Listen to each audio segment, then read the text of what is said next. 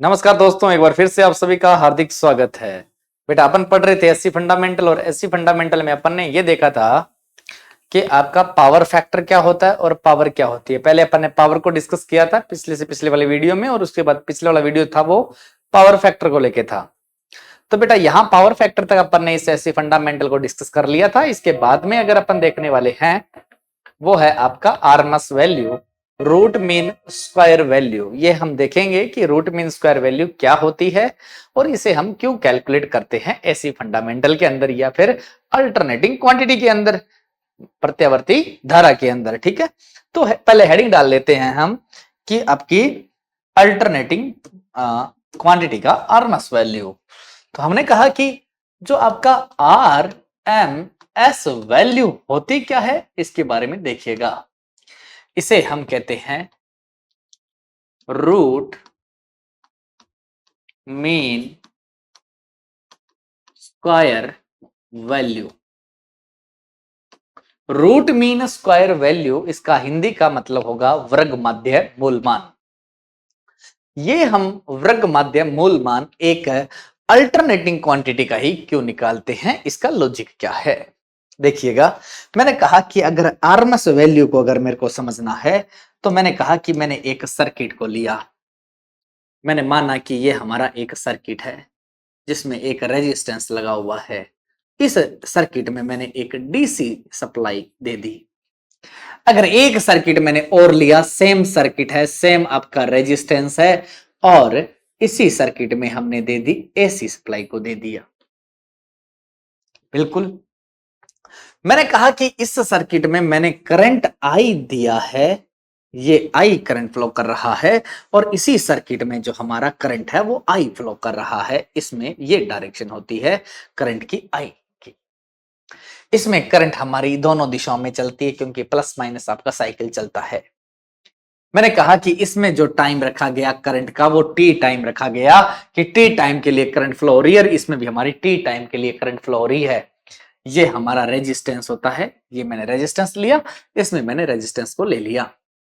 मैंने कहा जैसे ही करंट हमारी रेजिस्टेंस सर्किट में पास होती है या सर्किट में रेजिस्टेंस में जाती है तो रेजिस्टेंस क्या करता है, करंट का क्या करता है, अपोज करता है, या फिर हम कह सकते हैं कि करंट के मान में आपका फ्रिक्शन पैदा, घर्षण पैदा करता है। और रेजिस्टेंस क्या कर सकता है कि इलेक्ट्रिकल सप्लाई को आपकी हीट में कन्वर्ट करने का कार्य करता है। मैंने कहा ये रेजिस्टेंस हमारा हीट पैदा कर रहा है, ये रेजिस्टेंस हमारा हीट पैदा कर रहा है। हीट का मतलब हमारा ऊष्मा पैदा कर रहा है, और मैंने ऊष्मा को शॉर्ट फॉर्म में एच लिख दिया। मैंने कहा कि इसी में डीसी चल रही है तो डीसी में भी हमारी हीट जनरेट होगी कि नहीं होगी, तो आपको यस सर हीट जनरेट होगी। इसको भी मैंने एच से डिनोट कर दिया। अगर मैं आपसे ये क्वेश्चंस पूछूं कि बताओ बेटा, जब दोनों में समान सप्लाई दे दी, समान सर्किट है, और एक में डीसी दे दी, एक में आपने एसी दे दी, और दोनों में टी टाइम के लिए दे दी, तो ज्यादा आपका हीट जनरेट कौन करेगा? तो आपको सीधा सीधा पता है कि सर ज्यादा हीट तो हमारा डीसी करता है, क्योंकि डीसी एक स्टेड चलता है और एसी हमारा किस प्रकार से चलता है, एसी तो हमारा साइन वेव में चलता है। इसका मतलब है कि पॉजिटिव साइकिल में करंट की डायरेक्शन ये है तो नेगेटिव साइकिल में करंट की डायरेक्शन ये हो जाएगी, और करंट हमारी जीरो से यहां आई मैक्सिमम तक रन करेगी, इसमें जीरो भी आएगा, डायरेक्शन चेंज भी होगी, तो यहां पर हीट जनरेट हो रही है। इसमें बेटा बिल्कुल स्टेड चलती है डीसी, तो बेटा इसमें एक ही डायरेक्शन में हमारी करंट फ्लो होती है। तो हम ऐसा कह सकते हैं कि जो हीट जनरेट ज्यादा होगी वो हमारी डीसी में होगी, क्योंकि हीट का जो फॉर्मूला होता है H बराबर होता है I square R T. Basic electrical में हमने पढ़ा जूल लॉ। जूल का नियम कहता है कि अगर किसी कंडक्टर में करंट का फ्लो करवाया जाए तो उसमें हीट जनरेट हो जाती है, और यह हीट करंट के स्क्वायर के प्रोपोर्शनल होती है, रेजिस्टेंस के प्रोपोर्शनल होती है, और जितने टाइम के लिए आप करंट फ्लो कर रहे हो उसके प्रोपोर्शनल होती है। तो हमें यह तो पता चल गया कि हमारी अगर इस सर्किट में करंट का फ्लो होता है तो यहां हीट जनरेट हो जाएगी। हीट दोनों में जनरेट होगी, ज्यादा हीट किस में जनरेट होगी, तो हमें पता है कि डीसी में ज्यादा हीट जनरेट होती है। तो इसमें मैंने कहा जब समान सर्किट में, समान सर्किट में एसी और डीसी समान समय के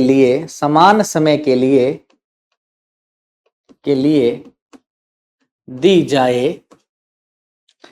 तो डीसी सप्लाई के समय या डीसी सर्किट में, या हम कह सकते हैं डीसी सर्किट में ज्यादा हीट पैदा होगी, ज्यादा हीट उत्पन्न होगी। बिल्कुल हम जानते हैं, पर हम क्या चाहते हैं कि ऐसा सर्किट बनाया जाए कि जिसमें एसी और डीसी आपकी समान हीट पैदा कर दे, तो डीसी का वह मान एसी के लिए आरएमएस वैल्यू कहलाता है। बिल्कुल, तो क्या होता है आरएमएस वैल्यू, कि डीसी का ऐसा क्या मान होगा जो एसी के समान हीट जनरेट कर दे। और हमें ये चीज पता है कि आपका एसी में, डीसी में तो ज्यादा हीट जनरेट हो रही है और एसी में आपकी कम हीट जनरेट हो रही है। हमने कहा कि इस डीसी की जो करंट है, इस करंट को थोड़ा कम कर देते हैं और इस करंट को एज इट इज पड़ा रहने देते हैं, तो एक टाइम पे हमारी दोनों में सेम हीट जनरेट पैदा हो सकती है। तो मैंने कहा कि इस डीसी को कितना कम किया जाए, इस डीसी को कितना कम किया जाए कि वो एसी के समान हीट जनरेट कर दे। तो मैंने कहा कि इस करंट को √2 गुना कम कर दिया जाए। कितना गुना? √2 गुना कम कर दिया जाए, तो यह एसी के समान हमारी हीट जनरेट पैदा करेगा। इसे हम आरएमएस वैल्यू कहते हैं। चलो इस चीज को हम नोट कर लेते हैं। मैंने कहा कि इसको नोट करने के लिए मैंने कहा कि यूं लिख देते हैं पहले कि एक सर्किट में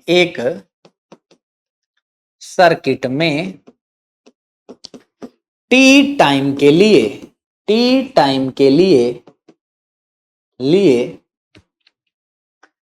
अल्टरनेटिंग करंट प्रवाहित किया जाए तो उसमें एच हीट मतलब होता है ऊष्मा उत्पन्न होती है। उसमें एच हीट ऊष्मा उत्पन्न होती है।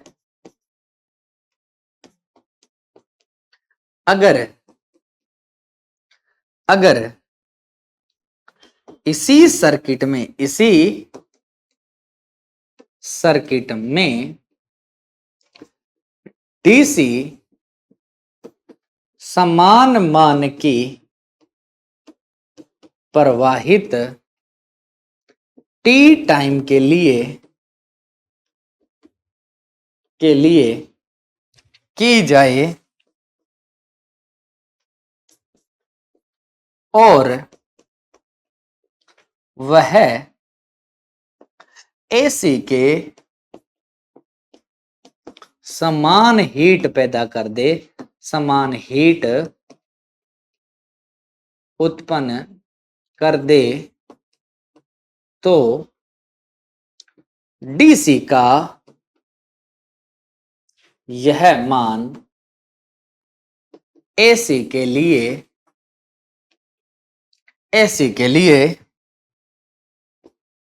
आरएमएस, एसी के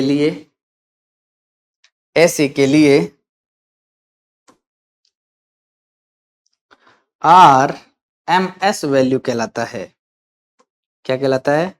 आरएमएस वैल्यू कहलाता है। याद हो जाएगा। हमने कहा कि एक डीसी सर्किट लिया, एक एसी सर्किट लिया, सेम सर्किट है, इसमें एसी पास किया, इसमें डीसी पास किया, तो डीसी में देखा हीट ज्यादा जनरेट हो रही है और हम चाहते हैं कि भाई दोनों में सेम हीट पैदा हो जाए। तो मैंने कहा कि अगर एसी में, मैंने कहा किसी सर्किट में एसी प्रवाहित की, टी टाइम आई एम्पीयर धारा प्रवाहित की, तो एच हीट पैदा हुई। अगर उतनी ही धारा उसी सर्किट में प्रवाहित की जाए, इसी सर्किट में उतनी धारा प्रवाहित कर दी जाए डीसी की, और वह सेम हीट जनरेट कर दे एसी के समान तो डीसी का यह मान आरएमएस वैल्यू कहलाता है एसी के लिए। तो मैंने कहा कि यार भाई दोनों में जब सेम हीट पैदा करनी है तो बेटा इसमें तो हीट ज्यादा पैदा हो रही है, इसमें कम पैदा हो रही है, तो इसकी वैल्यू को हमें कम करना पड़ेगा। कितना कम करना पड़ेगा? √2 गुना कम करना पड़ेगा। ये √2 गुना जो कम कर रहे हैं ये हमारी एसी के लिए क्या कहलाता है? आरएमएस वैल्यू कहलाता है। तो आरएमएस वैल्यू का आपको सीधा सीधा फंडा याद रखना है। आरएमएस वैल्यू यही कहती है कि एसी और डीसी समान हीट पैदा करनी चाहिए। और हमें याद रखना है जो घरों में जो बिजली आती है हमारी 230 वोल्टेज, ये एक आरएमएस वैल्यू है। इस आरएमएस वैल्यू का मतलब होता है कि 230 वोल्टेज पर हमारी एसी और डीसी सेम हीट जनरेट करती है। आप इसे कैलकुलेट करके देख सकते हैं। बिल्कुल। तो चलें आगे, नेक्स्ट अपन बात करते हैं। मैं ऐसा भी लिख सकता हूं कि आरएमएस वैल्यू हमें यह बताती है, नीचे एरो डाल के एक लाइन में लिख देते हैं कि आरएमएस वैल्यू हमें यह बताती है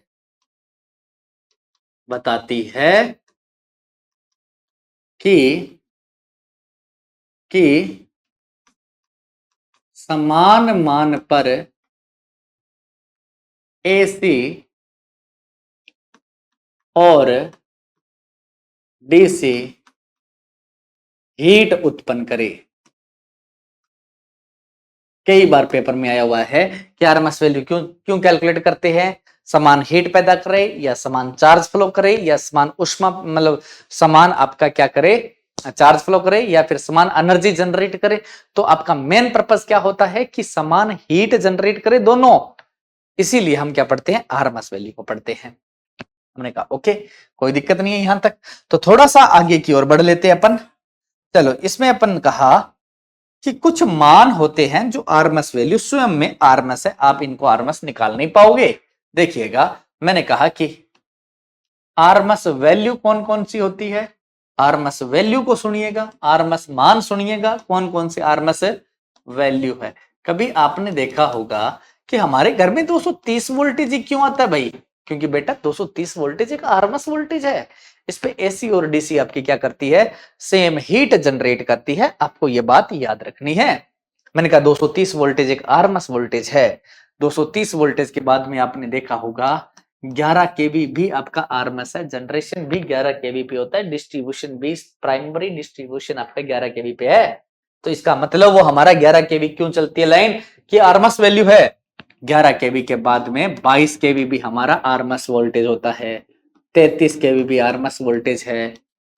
66 केवी आरएमएस वोल्टेज है। 110 केवी आरएमएस है। 132 केवी आरएमएस है। 220 केवी भी आरएमएस है। और बेटा और लाइन कौन सी आती है? 400 केवी भी आरएमएस है। और 765 केवी सबसे बड़ी लाइन होती है ट्रांसमिशन की। 765 केवी भी आरएमएस वोल्टेज है। अगर आपसे डायरेक्ट पूछा जाए कि 22 केवी आरएमएस वैल्यू बताओ, 22 केवी की, तो डायरेक्ट आप टिक करके आए 22 केवी की खुद आरएमएस वैल्यू है, इसे निकालने की जरूरत नहीं है। 22 केवी पर आपका एसी और डीसी सेम हीट जनरेट करती है। ओके, तो ये बातें आपको याद रखनी है। चलते हैं आगे। मैंने कहा कि कुछ वेब ऐसी होगी जो मान लो इनको छोड़ के, इन वैल्यू को छोड़ के अगर मैं कह दूं 200 वोल्टेज का आरएमएस निकालो, क्योंकि 230 वोल्टेज तो आरएमएस होता है पर 200 वोल्टेज तो आरएमएस नहीं होता। तो उसी आरएमएस को हमें निकालने के लिए हमें देखना पड़ेगा कुछ वेब फॉर्म को, जो आपको डायरेक्ट याद रखनी है। ओके, तो देखिएगा कुछ वेब फॉर्म जिनकी हम आरएमएस वैल्यू को फाइंड किस प्रकार से करते हैं।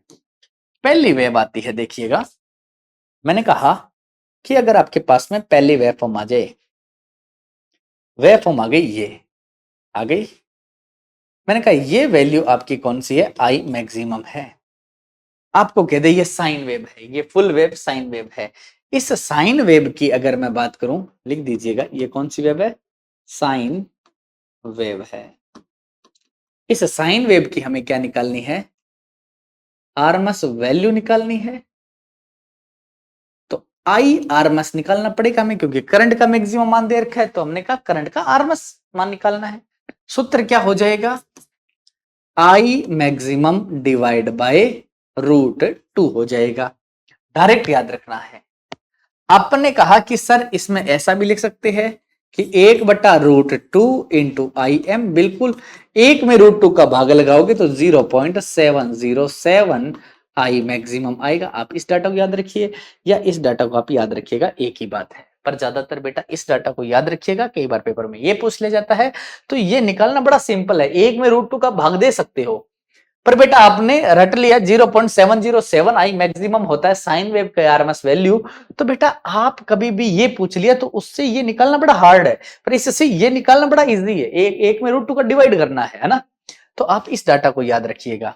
सपोज करो बेटा मेरे को ऐसा दे दिया जाता, वी आरएमएस निकालना पड़ता। तो मान लो यहां वोल्टेज मेरे को वी मैक्सिमम दे दिया जाता, वी आरएमएस निकालना है, कुछ नहीं करना बेटा। अगर वोल्टेज का मैक्सिमम मान हो ना यहां, उसमें √2 से डिवाइड कर दियो, ये निकल गया।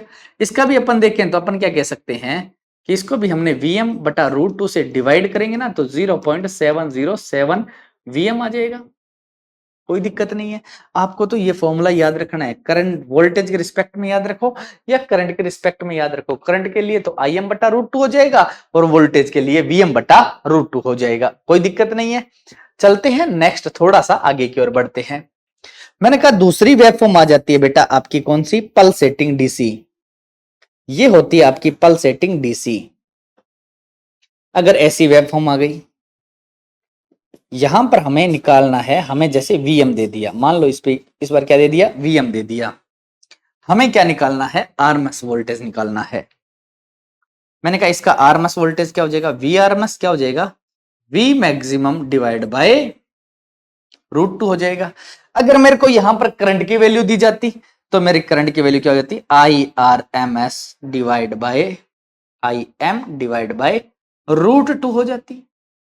क्या दिक्कत आता, कुछ नहीं करना है। अगर आपकी पल्सेटिंग डीसी आ जाए या साइन वेव आ जाए तो उनका आरएमएस वोल्टेज का सूत्र या फिर आरएमएस करंट का सूत्र सेम होता है, आपको याद रखना है।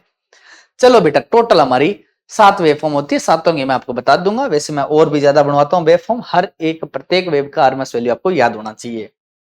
चलो तीसरी वेवफॉर्म और देख लेते हैं कि भाई तीसरी वेवफॉर्म कौन सी आती है। तीसरी वेवफॉर्म होती है बेटा हाफ वेव। ये कौन सी वेव है, हाफ। इसमें एक नेगेटिव घोड़ा गायब हो गया। यहां मेरे को आई मैक्सिमम दे दिया और मेरे को बोल दे कि भाई बताओ इस हाफ वेव का आरएमएस वोल्टेज बताओ या आरएमएस करंट बताओ। तो आपको आरएमएस करंट निकालना कैसे है, कुछ नहीं करना। हाफ वेव है तो आई मैक्सिमम में आपको क्या करना है, आई मैक्सिमम, यहाँ आई मैक्सिमम दिया हुआ है तो आई मैक्सिमम में आई मैक्सिमम डिवाइड बाई क्या कर देना, 2 कर देना। तो बेटा कितना आ जाएगा, 0.2 आई मैक्सिमम निकल के आ जाएगा। ये डायरेक्ट आप सूत्र इतना याद रखिएगा। ओके, मान लो यहां करंट दिया, वोल्टेज दिया होता तो मेरे को क्या निकालना होता, वी आरएमएस निकालना होता। तो आप वोल्टेज की मैक्सिमम वैल्यू में 2 से डिवाइड कर देते। क्या प्रॉब्लम था, यहां कोई प्रॉब्लम नहीं है ना। चलो चौथी वेवफॉर्म जो हमारी आती है वो होती है वर्गाकार वेवफॉर्म। ये है हमारी वर्गाकार वेवफॉर्म। यहां मान लो हमें आई एम दे दिया, क्या दे दिया, आई एम दे दिया। ये बोलते हैं वर्गाकार या स्क्वायर वेवफॉर्म होती है। ये हमारी है वर्गाकार वेवफॉर्म। कौन सी है, ये है वर्गाकार। और हमें यहां पर वी आरएमएस निकालना। मान लो हमें क्या निकालना, वी आरएमएस मतलब वोल्टेज का रूट मीन स्क्वायर वैल्यू निकालनी है। तो क्या करना पड़ेगा, तो हमें करना पड़ेगा कि वी एम जो आपका याद ये रखना है कि वर्गाकार वेवफॉर्म का वी आर एम एस और वी एम आपका बराबर होता है। मतलब जो आरएमएस मैक्सिमम वोल्टेज होगा वही हमारा क्या होगा, आरएमएस वोल्टेज होगा। या हमने कहा जैसे यहाँ करंट दे रखा है तो मैंने कहा करंट का आरएमएस निकालना है, तो करंट का आरएमएस क्या हो जाएगा, आई मैक्सिमम के बराबर हो जाएगा। अपन इनके क्वेश्चन करेंगे एक बार के लिए, इन सारी वेवफॉर्मों को मैं बता दूं किसका क्या होता है। ओके चलें आगे। नेक्स्ट बेटा 5 नंबर पे जो वेवफॉर्म आती है वो आती है आपकी कौन सी, रेक्टेंगुलर वेव। कौन सी आती है बेटा, रेक्टेंगुलर मतलब आयताकार वेव। इनके नाम जरूर लिखते रहना बेटा, कई बार नाम से आपका आ जाएगा। ये होती है रेक्टेंगुलर वेव। इस रेक्टेंगुलर वेव का हमें क्या निकालना है, जैसे हमें यहां Vm दे दिया, हमें इस रेक्टेंगुलर वेव का आरएमएस वोल्टेज बताना है। तो रेक्टेंगुलर वेव का आरएमएस वोल्टेज बताना है तो मैंने कहा इसका वी आर एम एस क्या हो जाएगा, तो आपको याद रखना है वी मैक्सिमम बाय √2 होगा। कितना होगा, वी मैक्सिमम बाय √2 होगा। मैंने कहा 6 वेव फॉर्म और देख लो बेटा। 6 वेव फॉर्म होती है बेटा, ये होती है आपकी शॉटूथ वेव फॉर्म। कौन सी होती है ये, शाटूथ, आरी दंताकार बोलते हैं। यहां मेरे को वैल्यू दे दी करंट की, मैक्सिमम वैल्यू दे दी, और मेरे को कह दे कि करंट का आरएमएस मान निकालिएगा। तो बेटा इसका सूत्र हो जाएगा IRMS बराबर क्या हो जाएगा, IM डिवाइड बाय √3। अगर बेटा यहां पर मेरे को वोल्टेज दिया होता तो VRMS क्या हो जाता, V मैक्सिमम बाय √3 हो जाता। जैसे ये रह गया कि इस, आपको मैंने इसको बोला रेक्टेंगुलर वेव, इसमें अगर बेटा मेरे को IRMS दिया होता तो कैसे निकालते, तो आप कहते सर वोल्टेज जैसा ही सूत्र है, √2 से डिवाइड कर दो, क्या दिक्कत आ रही है, कोई प्रॉब्लम नहीं है। नेक्स्ट अपन अगर देखें कि बेटा 7 नंबर वेव की और बात कर लेते हैं कि भाई 7 नंबर कौन सी आती है। तो 7 नंबर वेव जो आती है वो आती है बेटा कौन सी, ट्रायंगुलर वेव फॉर्म, त्रिभुजाकार वेव, ये होती है त्रिभुजाकार वेव। मान लो यहां पर वैल्यू मेरे को दे दी आई मैक्सिमम की, मेरे को पूछ ले इस ट्रायंगुलर वेव फॉर्म का आरएमएस वोल्टेज करंट निकालना है, तो हमारा क्या हो जाएगा, आई एम में क्या कर देना है, √3 से डिवाइड कर देना है। अगर मैं कह दूं बेटा यहां वोल्टेज दिया होता तो VRMS निकालना होता, तो हमारा क्या हो जाएगा, VM अपॉन क्या हो जाएगा, √3 हो जाएगा। कोई दिक्कत नहीं है। मान लो कई बार एक वेव फॉर्म और आती है, देखो बेटा 7 तक की होती है, बाकी तो बेटा सेम ही चलती है सारी। देखिएगा एक वेव फॉर्म ऐसे ट्रायंगुलर आ जाए कि सारे गोले आपके ट्रायंगुलर के पॉजिटिव में बन रहे हैं। मैंने कहा यहां पर अगर मेरे को वोल्टेज की वैल्यू दी जाती और हमें निकालना पड़ता कि बताओ VRMS निकालना है, तो आप VRMS को कैसे निकालोगे, तो बेटा सूत्र वो का वही है, यहां V मैक्सिमम है, इस V मैक्सिमम में आप क्या कर दो, √3 से डिवाइड कर दो। अगर मैं कह दूं करंट की निकालनी है तो IRMS को क्या कर दो, यहां अगर I मैक्सिमम दिया हो तो I मैक्सिमम को √3 से डिवाइड कर दो, कोई दिक्कत नहीं है। लास्ट वेव फॉर्म अगर अपन और देखते हैं तो लास्ट वेव फॉर्म होती है बेटा डीसी की, और डीसी में ये इस प्रकार से चलती है, माना यहां IM है, तो डीसी का अगर मेरे को क्या निकालना है, IRMS निकालना है, तो ये IM के बराबर होगी। अगर मेरे को VRMS निकालना है तो ये हमारे VM के बराबर होगी। जितना आपको मैक्सिमम वोल्टेज दिया जाए उतनी बराबर होगी। तो इन दो वेवफॉर्म को याद रखिएगा। एक तो आपकी कौन सी होती है, ये तो है बेटा कौन सी, वर्गाकार, और ये है अर्ध तरंग, और ये है आपकी आयताकार, ये है आरी दंताकार। तो बेटा आपको ये याद रखना है कि वर्गाकार और बेटा डीसी, ये कौन सी है बेटा, डीसी वेव, ये कौन सी बोलते हैं, इसे बोलते हैं त्रिभुजाकार। ये भी कौन सी है बेटा, त्रिभुजाकार। तो बेटा ध्यान ये रखना है कि आपकी वर्गाकार वेव और डीसी वेव फॉर्म का आरएमएस और मैक्सिमम वैल्यू सेम होती है। आपको इतनी बातों का ध्यान रखना है। अभी अपन क्वेश्चन करते हैं, तब आपको पता चलेगा कि क्वेश्चन हमारे किस प्रकार के पुटअप होते हैं। जल्दी से नोट कीजिएगा, आगे की ओर बढ़ते हैं। ओके, चलें आगे। देखिएगा हमारा क्वेश्चन कैसे आता है, यहां से एक क्वेश्चन पे अपन डिस्कस कर लेते हैं। मैंने कहा चलो क्वेश्चन को देखिएगा। जैसे आपसे ऐसा पूछ लिया गया कि यूं बताइएगा,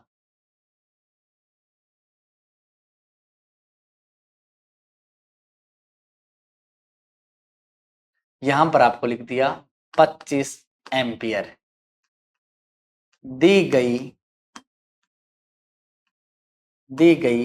वेब में धारा का वर्ग माध्य मूल मान ज्ञात करो। क्वेश्चन आ गया तो हमें दिमाग में ये सेट होना चाहिए कि ये वेब कौन सी है। तो आपको पता होना चाहिए ये वर्गाकार वेब है। कौन सी है, वर्गाकार स्क्वायर वेव है। तो हमने कहा कि इसका सॉल्यूशन करते हैं। तो मैंने कहा कि इस प्रकार की जो वेब होती है ये वर्गाकार वेब होती है। कौन सी होती है? वर्गाकार। यहां पर डाटा 25 एम्पियर दे रखा है। तो हमने कहा कि वर्गाकार वेब का मैक्सिमम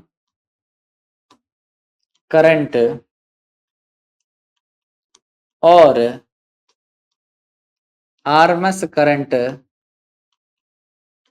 बराबर होता है। बराबर होता है। होता है कि नहीं होता? तो हमने कहा कि आई आर एम एस किसके बराबर होगा? आई मैक्सिमम के। तो बेटा बताओ कि आई आर एम एस बराबर कितना आ जाएगा? 25 एम्पियर, क्योंकि मैक्सिमम कितना दे रखा है? 25 एम्पियर। ये लो क्वेश्चन इस प्रकार के सॉल्व करने हैं हमें। देखिएगा अभी अपन ने दिखाया भी था आपको। देखिए वर्गाकार का क्या होगा? जितना मैक्सिमम वैल्यू होगा उतना ही हमारा आरएमएस वैल्यू होगा।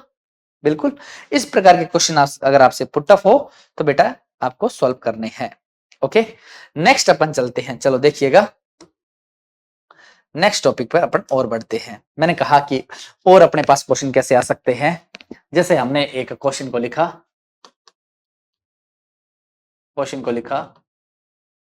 200 साइन ओमेगा टी का आरएमएस वोल्टेज ज्ञात करो। ऑप्शन भी दे देते हैं बेटा इसका। चलो ऑप्शन भी देते हैं इसके। ऑप्शन अगर आपको दे दिए 100√2, B option 200√2, C option 100/√2, D option none of this. अब बताओ तो हमें पता चला ये कौन सी वेव है। तो आपको सर साइन वेव है। ये कौन सी वेव है? साइन वेव है। बिल्कुल सॉल्व करते हैं बेटा इसको। देखिएगा हल इसका हल देखिएगा। मैंने कहा इसका हल करते हैं। तो हल में हमें कहा कि बेटा ये वोल्टेज की वैल्यू दे रखी है ना, वी इंस्टेंटेनियस। वोल्टेज में वी इंस्टेंटेनियस बराबर क्या है? Sign omega T. बेटा साइन आ गया तो ग्राफ बना दीजिएगा कि साइन वेव का ग्राफ तो ये होता है और ये हमारा यहां पर किसकी वैल्यू है? तो वोल्टेज का। बेटा आपको सूत्र याद है क्या? तो वोल्टेज का सूत्र आपको याद होना चाहिए। क्या होता है? तो हम कहते हैं कि वी इंस्टेंटेनियस बराबर होता है V M sine omega T. तो ये वैल्यू किसकी है? 200। किसकी है? वीएम की। तो बेटा यहां पर जो डाटा दिया गया है ये कितना वोल्टेज आपका? 200 वोल्टेज है। मतलब हमें वीएम की वैल्यू हमें 200 दे रखी है। मैंने कहा कि साइन वेव का आरएमएस वैल्यू क्या होगा? तो आप कहोगे sir V R M S बराबर होगा वी मैक्सिमम बाय √2। तो वी आर एम एस बराबर कितना हो जाएगा? वीएम की वैल्यू आपकी 200/√2। तो बेटा कोई ऑप्शन में है क्या? तो आप कहोगे सर ऐसा ऑप्शन कोई है ही नहीं। अब ऐसा ऑप्शन नहीं है तो थोड़ा इसको सॉल्व कर लेते हैं। मैंने कहा इसको मैं ऐसा लिख सकता हूं वी आर एम एस बराबर 200 को लिख दिया मैंने 200 इंटू। चलो छोड़ो डायरेक्ट करके दिखाते हैं बेटा इसको आपको। ऐसे तो पजल हो जाओगे। बेटा मैंने कहा 200/√2 है कि नहीं है? आप एक काम करिएगा कि ऊपर नीचे √2 से गुणा कर दीजिएगा। √2 से ऊपर नीचे गुणा कर दिया। हम जानते हैं कि √2 इंटू √2 कितना होता है? 2 होता है। तो हमारा वी आर एम एस बराबर हो गया 200√2 इसको काट दो। तो वी आर एम एस बराबर हो जाएगा 100√2 वोल्ट। हमारा आंसर आ जाएगा। तो ये कहाँ मिल रहा है आपको? तो ए ऑप्शन आपका यहां से राइट हो जाएगा। आप कई बार प्रैक्टिस करोगे तो आपके क्वेश्चंस जल्दी सॉल्व हो जाएंगे। ओके चलो नेक्स्ट क्वेश्चन। एक और क्वेश्चन अपन इसी का देख लेते हैं। मैंने कहा कि अगर अपने पास क्वेश्चंस ऐसा पूछ लिया जाए कि एक डायग्राम बनाइएगा। मैंने कहा कि यूं पूछा गया कि दी गई वेब में आरएमएस मान ज्ञात करो। कई बार क्वेश्चन हमारा ऐसा होगा। बिल्कुल। अभी मैंने कहा आरएमएस मान ज्ञात करना है।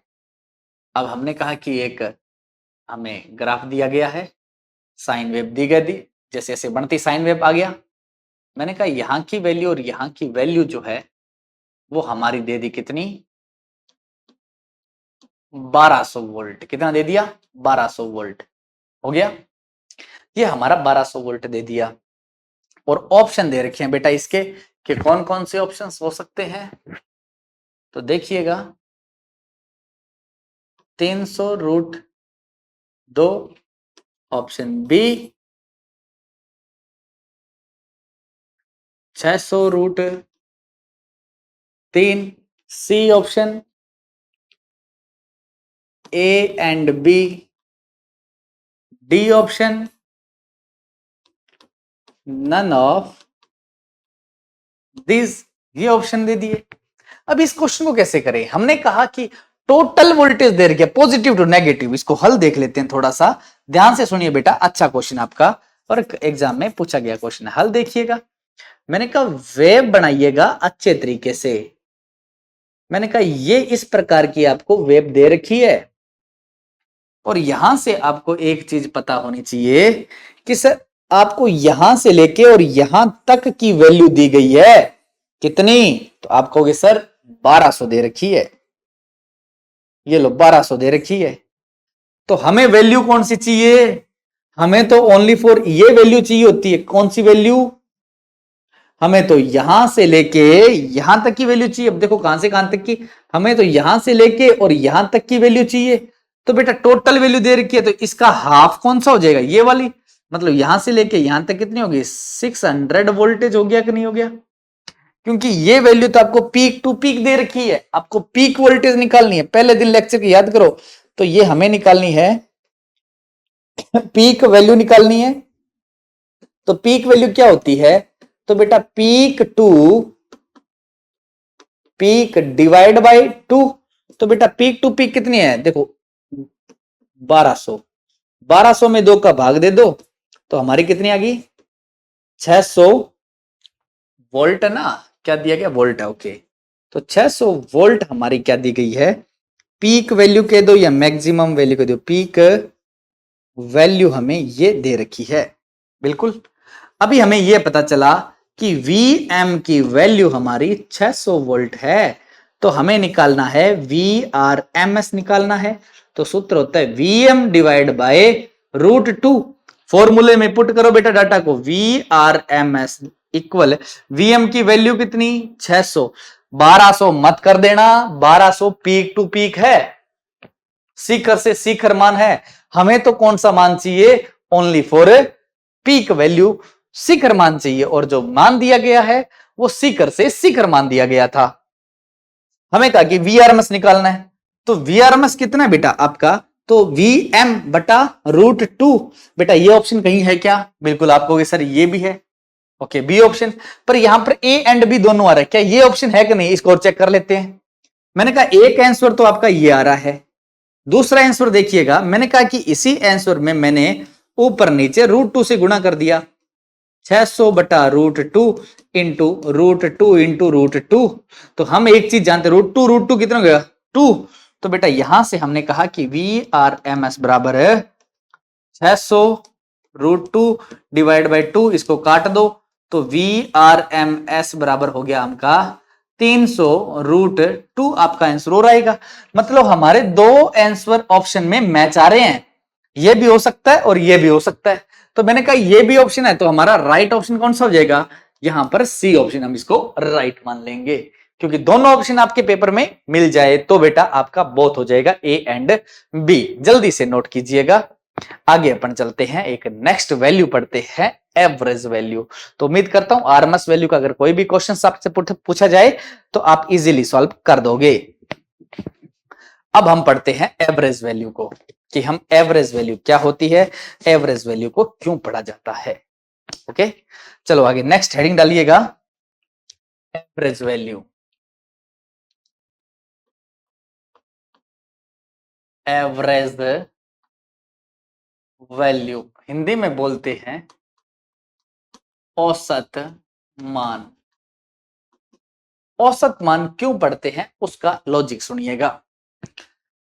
मैंने कहा कि औसत मान पढ़ने का हमें एक चीज मिलती है औसत मान से। देखिएगा, मैंने कहा कि एक सर्किट है, ये हमारा कोई एक रेजिस्टेंस है और यहां से हमने क्या कर दिया, इस सर्किट में एसी धारा का प्रवाह किया। ये सेम सर्किट मैंने बेटा यहां पर बना दिया और इस सेम सर्किट में मैंने डीसी धारा को प्रवाहित कर दिया। ये हमारा आर रेजिस्टेंस है, ये आर रेजिस्टेंस है। एसी धारा जो चलती है हमारी positive to negative, positive to negative चलती है और डीसी धारा हमारी बराबर चलती है। मैंने कहा यहां से अगर मेरी पॉजिटिव साइकिल का मतलब यहां से धारा का फ्लो हो रहा है टी आई और टी टाइम के लिए धारा दी है और इसमें मैंने कहा धारा का प्रवाह हमेशा इधर से होता रहेगा और टी टाइम के लिए दिया है। मैं आपसे अगर यूं पूछूं बताओ ज्यादा आवेश कौन सी सर्किट में प्रवाहित होगा, तो आपको ये सेम सर्किट है, सेम टाइम के लिए धारा दे रहे हैं, सेम वैल्यू की धारा दे रहे हैं, तो भी हमारी डीसी में आवेश का प्रवाह ज्यादा होता है। क्या होता है, आवेश का प्रवाह ज्यादा होता है। और हम ये चाहते हैं कि समान वैल्यू पर, समान सर्किट में समान वैल्यू पर समान समय में डीसी और एसी आपके सेम आवेश को प्रवाहित करने चाहिए। दोनों क्या होने चाहिए, समान आवेश प्रवाहित होना चाहिए। लेकिन हमारा डीसी में आवेश प्रवाहित ज्यादा होता है क्योंकि डीसी हमारी कांस्टेंट चलती है और एसी हमारी कभी जीरो से लेके मैक्सिमम तक चलती है, फिर धीरे धीरे घटती है, जीरो होती है, बाद में डायरेक्शन चेंज करती है, तो इसमें आवेश का प्रवाह है कम होता है। बिल्कुल हम जानते हैं। तो मैंने कहा कि अगर किसी सर्किट में, देखिए थ्योरी लिखते हैं पहले फिर समझाएंगे, कि अगर किसी सर्किट में ऐसी धारा टी टाइम के लिए प्रवाहित की जाए और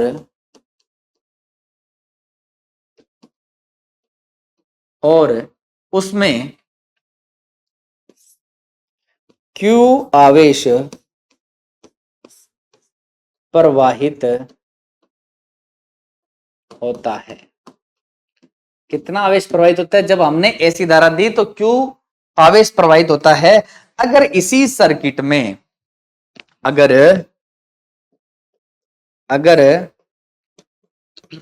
इसी सर्किट में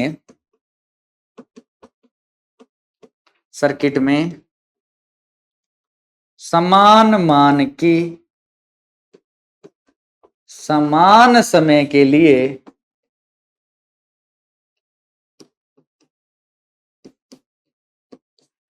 डीसी धारा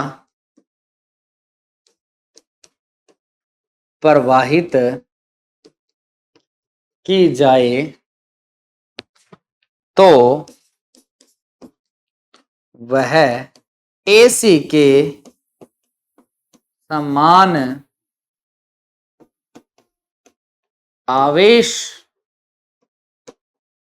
प्रवाहित कर दे, तो डीसी का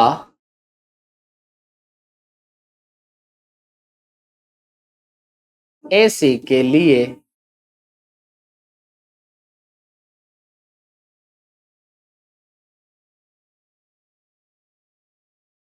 एवरेज वैल्यू कहलाता है। कहने का मतलब हमारा एसी और डीसी समान वैल्यू पर समान सर्किट में समान समय अंतराल में समान आवेश प्रवाहित होने चाहिए, तो उसे हम बोलते हैं एवरेज वैल्यू और इसीलिए हम निकालते हैं एवरेज वैल्यू। ओके।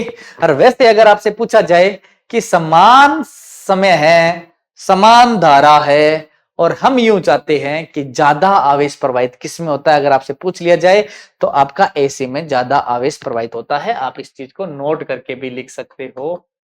देखिएगा, अगर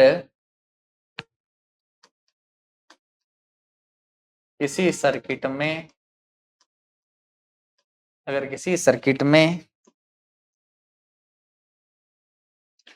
किसी सर्किट में ऐसी धारा धारा t समय के लिए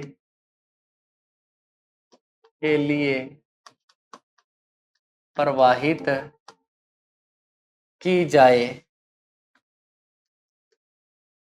और उसी सर्किट में डीसी धारा प्रवाहित की जाए तो डीसी में आवेश ज्यादा प्रवाहित होता है। हमें पता है एसी में ज्यादा आवेश प्रवाहित होगा डीसी की तुलना में। हमें सेम आवेश प्रवाहित करना है तो डीसी के मान को कुछ कम करना पड़ेगा। कितना कम? इसे 2 से गुणा करके पाई से भाग देना पड़ेगा। तो यह डीसी का मान एसी के लिए क्या कहलाएगा? एवरेज वैल्यू कहलाएगा। कोई दिक्कत नहीं होनी चाहिए। जल्दी से आप यहां तक नोट कीजिएगा, फिर अपन आगे की ओर बढ़ते हैं। देखते हैं कि कुछ वैल्यू के जो आरएमएस वैल्यू होती है, सॉरी एवरेज वैल्यू होती है, वो किस प्रकार से हम फाइंड करते हैं और किन किन वैल्यू की हम एवरेज वैल्यू फाइंड नहीं कर सकते। चलें आगे, नेक्स्ट देखिएगा। आपको एक बात याद रखनी है कि सिमेट्रिक वेब मतलब हिंदी में बोलते हैं सममिति तरंग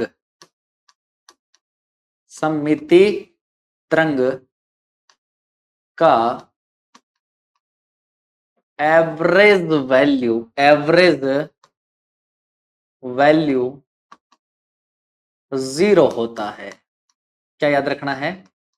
सिमेट्रिक वेब का एवरेज वैल्यू 0 होता है। अब ये सिमेट्रिक वेब होती क्या है इसके बारे में सुनिएगा, बड़ा अच्छा कॉन्सेप्ट है। मैंने कहा सबसे पहले हम देखते हैं कि भाई सिमेट्रिक वेब कौन कौन सी है। और सिमेट्रिक वेब कौन सी होती है? जिनमें पॉजिटिव नेगेटिव गोले समान बनते। देखो ऊपर जितना बन रहा है नीचे नीचे बन रहा है, ऊपर उतना बन रहा है नीचे भी उतना बनेगा। ये हमारी होती है सिमेट्रिक वेब। और कौन सी सिमेट्रिक वेब है? तो आपसे ये पूछ लिया जाए, ये भी हमारी कौन सी वेब है?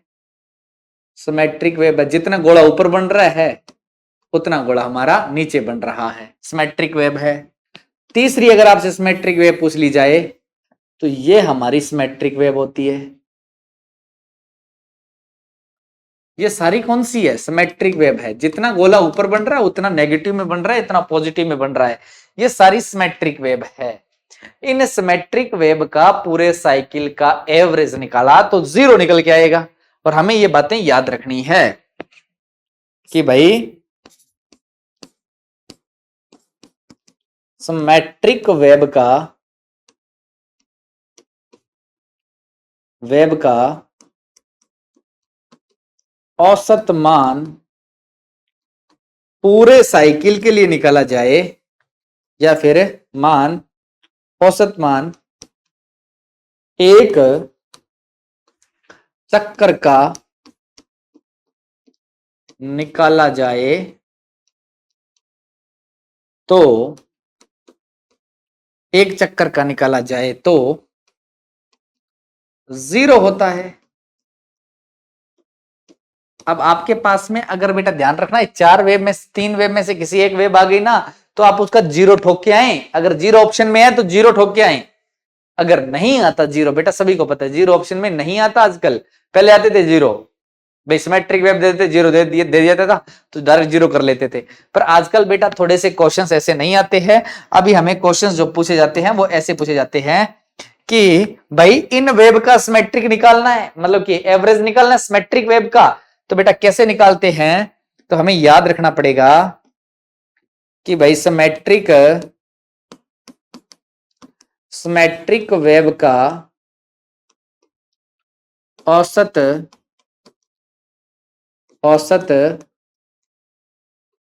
निकालने के लिए हाफ साइकिल, मतलब हिंदी में बोलते हैं अर्ध चक्कर का औसत निकालकर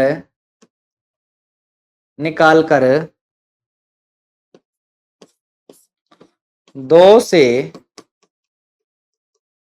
गुणा कर दिया जाता है। कैसे करेंगे? इसका हाफ साइकिल का हम क्या करेंगे, औसत निकालेंगे यहां से यहां तक और 2 से गुणा कर देंगे तो औसत आपका पूरी साइकिल का आ जाएगा। यहां से अपन क्या करेंगे, इसका औसत निकालेंगे इस हाफ साइकिल का यहां से यहां तक और फिर 2 से गुणा कर देंगे तो हमारा यहां तक औसत आ जाएगा। इसी में बेटा सेम यहां तक हम क्या करेंगे, औसत को निकालेंगे, मतलब एक हाफ साइकिल का औसत निकालेंगे, उसके बाद हम उसको 2 से मल्टीप्लाई कर देंगे तो हमारा इन वेब जो सिमेट्रिक वेब होता है इनका हम औसत निकाल सकते हैं। चलो हम इन वेब का औसत कितना होता है वो भी हम निकाल के देख लेते हैं। तो यहां तक नोट करिएगा, फिर अपन आगे की ओर बढ़ते हैं। जल्दी नोट कीजिए बेटा, इसका आगे देखिएगा। चले नेक्स्ट देखिएगा कि हमें कुछ वेब है जिनका हमें एवरेज पता करना है। मैंने यहां लिखा वेब, यहां पर मैंने लिखा एवरेज वैल्यू पता करना है। क्या करना है? एवरेज वैल्यू पता करना है। चलो एवरेज वैल्यू पता करते हैं।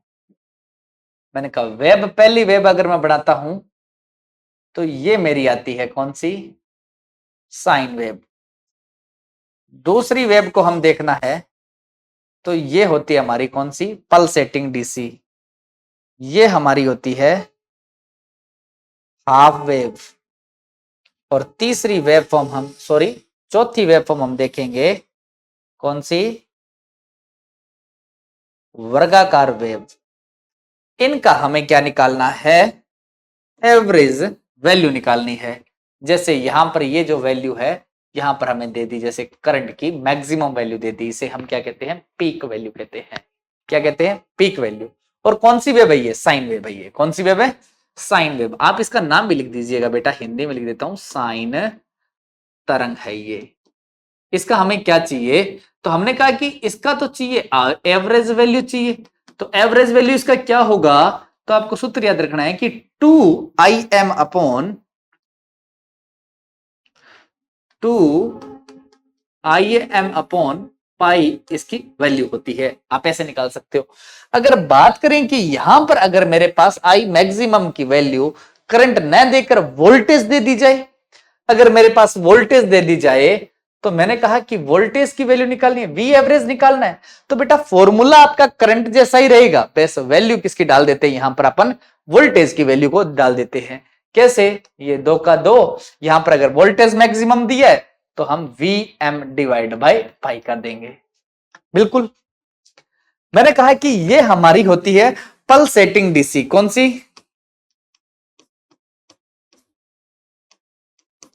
Pulsating DC. इस पल्सेटिंग डीसी की मैं बात करूं तो यहां मेरे को वी एम दे दिया, इस बार वी मैक्सिमम दे दिया। मैंने कहा कि इसका अगर मेरे को वी एवरेज निकालना है तो मेरे को इसका वी एवरेज निकालना है। तो कैसे निकालेंगे, देखो बेटा क्या होगा, 2Vm upon pi. Same formula है बेटा पल्सेटिंग डीसी का और साइन वेव का। अगर मेरे पास Im दे दिया जाता यहां तो बेटा आपका आई एवरेज निकालना है, फॉर्मूला वो का वो करंट की वैल्यू को पुट कर दीजिएगा। यहां अगर Im दिया होता तो यहां Im पुट करो और पाई से डिवाइड कर दो। पाई की वैल्यू आपको 3.14 पुट करनी है, 3.14 पुट करनी है यहां पर। मैंने कहा ये हमारी हाफ वेव है। इस हाफ वेव में मैंने कहा कि यहां अगर मेरे पास में वैल्यू दे दी, जैसे Im की वैल्यू दे दी, मतलब Im दे दिया, यहां पर क्या दे दिया, Im दे दिया।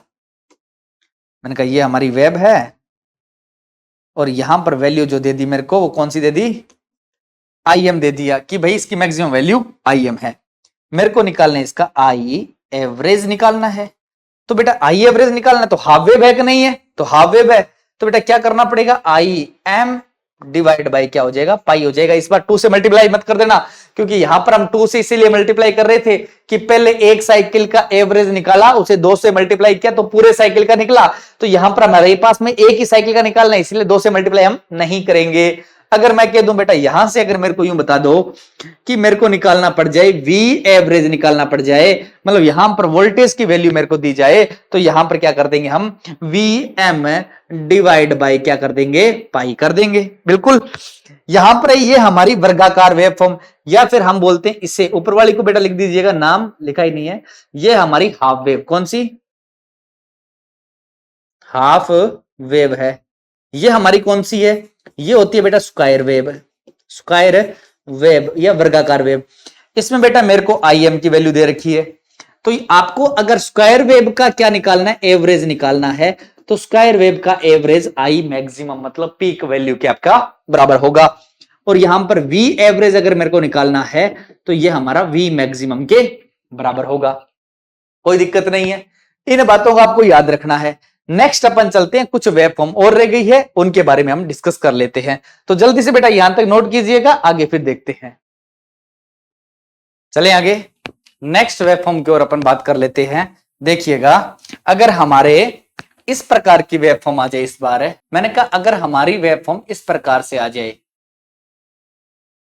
ये हमारी वेव फॉर्म होती है वर्गाकार वेव फॉर्म है, सॉरी आयताकार वेव फॉर्म है। ये कौन सी है, आयताकार तरंग है ये। इस आयताकार तरंग में मैं बात करूं तो यहां पर अगर मेरे को Vm की वैल्यू दे दी और हमारे यहां से पूछे V एवरेज पूछ लिया जाए, तो क्या हो जाएगा, Vm डिवाइड बाय 2 हो जाएगा। अगर बेटा यहां करंट दिया होता तो हमें I एवरेज निकालना था, तो क्या हो जाता, I मैक्सिमम बाय 2 हो जाता। आगे अगर नेक्स्ट में बात करूं तो हमारी अगर नेक्स्ट वेव दे दी जाए, ये होती है आरी दंताकार वेव। कौन सी, आरी दंताकार शार्टूथ वेवफॉर्म, आरी दंताकार तरंग दे दी गई। यहां अगर मेरे को वैल्यू दी गई बेटा किसकी, आई मैक्सिमम की, मेरे को क्या निकालना है, आई एवरेज निकालना है। तो बेटा जितने त्रिभुज जैसे बनते हैं ना, इनकी वैल्यू सेम ही रहती है। आई मैक्सिमम क्या करना है आपको, 2 से डिवाइड करना है। वी एवरेज निकालना पड़ जाए, अगर वोल्टेज दे दी जाती बेटा यहां पे, तो आपको क्या करना, वीएम से, वीएम को 2 से डिवाइड कर देते। नेक्स्ट अगर अपन वेब फॉर्म देखें तो बेटा इस प्रकार की वेब फॉर्म आ जाए आपके पास में, और यहां पर जो वैल्यू दी गई है ये हमारी दी गई है आई एम, और हमें निकालना है आपका वी एवरेज। तो क्या हो जाएगा, वी एम बाय 2 और आई एवरेज, क्योंकि आई वैल्यू दी गई है तो क्या हो जाएगा, आई एम बटा 2। लास्ट वेव फॉर्म और देख लेते हैं, एक वेव फॉर्म और बच जाती है हमारी, कौन सी, कि इस बार अगर हमारे ट्रायंगुलर इस बार इस प्रकार के आ गया, अच्छा इस प्रकार का तो बन गया, अपने पास में कैसा आ जाए कि हमारे पास में अगर त्रिभुज इस प्रकार का आ जाए, समकोण त्रिभुज आ जाए वेब में, और यहां हमारे पास में आई एम दिया गया हो और हमें निकालना है आई एवरेज, तो क्या हो जाएगा, आई मैक्सिमम बाय 2। अगर वी एवरेज निकालना है तो क्या हो जाएगा, Vm बाय 2। अगर मैं थोड़ा सा आगे चलूं, अगर बेटा मेरे पास में डीसी दे दे, ये क्या दे दे, डीसी, और यहां पर मेरे को आई एम दे दे, तो बेटा ध्यान रखना डीसी का तो सब चीजें सेम ही होती है।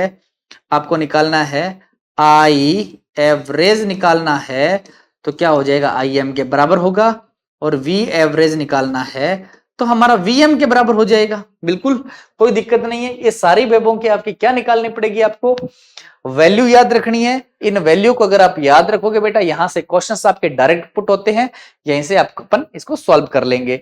जल्दी से आप नोट कीजिएगा, आगे और चलते हैं, कुछ क्वेश्चंस देखते हैं कि हमारे डायरेक्ट क्वेश्चन किस प्रकार के आपके आते हैं पेपर में। चलो देखिएगा, क्वेश्चन पे ले चलते हैं आपको। मैंने कहा कि बेटा आपसे क्वेश्चन ऐसा पूछा जाएगा, जैसे मैंने लिखा 200 करंट की वैल्यू के रिस्पेक्ट में देख लेते हैं। मैंने कहा कि आपको दे दिया आई इंस्टेंटेनियस बराबर है 200 पाई साइन ओमेगा टी का एवरेज वैल्यू ज्ञात करो। क्या करो? एवरेज वैल्यू ज्ञात करो जी। एवरेज वैल्यू निकालनी है तो हमें पता है कि एवरेज वैल्यू का फॉर्मूला क्या होता है। फॉर्मूला तब देखें तब हमें पता है साइन वेव है, मतलब कहने का कि हमारे पास में ये साइन वेव है, क्योंकि बेटा यहां पर साइन आ गया है, यहां पर वैल्यू हमें 200 दे रखी है, ये आई मैक्सिमम की वैल्यू दे रखी है। हम जानते हैं कि ये वेव का जो आरएमएस सॉरी एवरेज वैल्यू होती है, ये होती है आपकी 2Vm बटा पाई होती है। बिल्कुल। तो मैंने कहा कि Vm की वैल्यू कितनी है, अच्छा पाई लगाया नहीं क्या, यहां पाई डाल दो बेटा। तो आई एवरेज इक्वल क्या हो जाएगा, 2 का 2, Vm की वैल्यू कितनी है, तो आप कहोगे sir 200 pi divide by pi, pi से पाई कैंसिल हो गया, तो बेटा आपका आई एवरेज क्या हो गया, 400 वोल्ट निकल के आ गया। बिल्कुल। इसी प्रकार बेटा अगर अपने पास नेक्स्ट क्वेश्चन और पूछ लिया जाए, जैसे कि मैंने कहा कि ऐसा क्वेश्चन आ जाए, दिया गया या फिर चित्र के चित्र में एवरेज वैल्यू